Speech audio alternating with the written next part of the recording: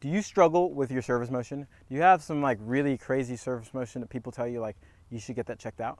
Well, if you do, I'm here to help, because in this video I'm going to show you an easy way to learn how to have a smooth and fluid service motion, because that's so important. The smoother your service motion is going to be, the better your serve is going to be. So make sure you stay tuned so I can help you out.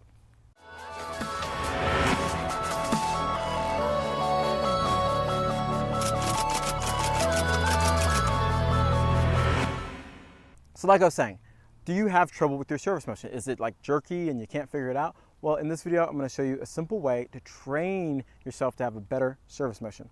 So what is that way? Well, we don't need this. What we need is this. So the easiest way to train your service motion is just by learning how to throw. Now, why is this important?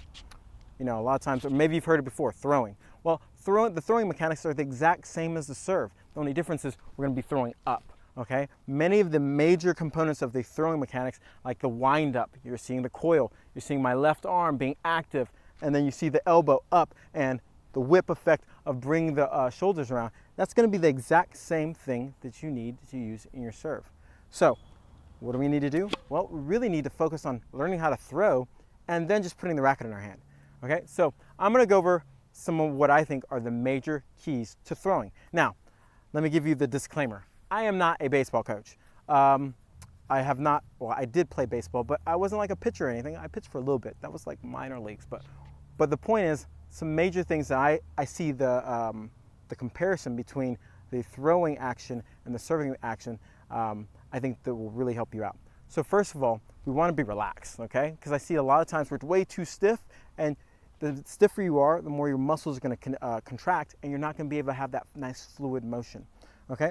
So what do I think about when I'm throwing? When I'm throwing, I think about having a nice upright chest, and the first move I'm going to make is I'm going to coil and take the ball back so I can throw it, okay? So preference, or not preference, but basically what I don't want to see you do is this, okay? We're taking the ball back nice and low. If you're throwing like this, keep watching this video. But on a serious note, we want to make sure from here, this point, I'm going to turn and take the racket back. Now, two things I'm doing there. I've coiled, okay, my trunk as a source of power, and also I've got the ball ready to throw. My elbow's up. Now, I personally think the reason why your elbow's up is because it'll match your other elbow, okay? Like when you're like flexing position. Well, there's a reason for that. If you look at a person who balances on a tightrope walker, I'm really losing it today, but the way their arms move, they're together. Same thing as our elbow. Now, the reason why this is important is because when this arm moves, guess what? It's going to pull this arm. So if we're here and we're using that left arm, which I'm going to talk about in a second, to actually pull down, guess what? This actually accelerates this arm through the throw, which will be our serve in a little bit. So first thing again, we coil, we get the racket up or the ball up. We got the elbow up.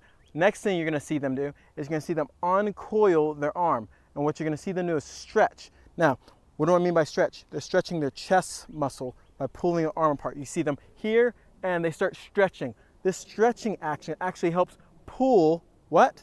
The elbow out of the way, which pulls this into the throw. So don't pay attention to me if I keep confusing throw and serve, because they're the same thing today. Okay, so I'm going to stretch this out and then release. Now, with the release, I like to say there's some lag, okay? Normally don't like saying that word, but there's lag. Not because I just think if you relax, you're gonna have lag. So if I relax, and you're gonna feel how the arm goes back and then it catapults forward. I like to say it's like a whip. Like if you ever get a towel, you twist it up and you have that action where you whip and you stop it at the end, you see that towel go up and just like crushes somebody in the leg. Well, that's exactly what we want. We want that same whipping action here. Now, I'm gonna go through it all together. Is that we want to turn and coil, release, boom. Now you're saying, okay, how does this relate to a serve? Well, look at this here, boom, and how I throw, and I'm gonna get my racket, and if we take that exact same motion, boom, and how I throw. A lot smoother. Now, obviously we're not throwing that direction, we're throwing up. So we're gonna go boom and out.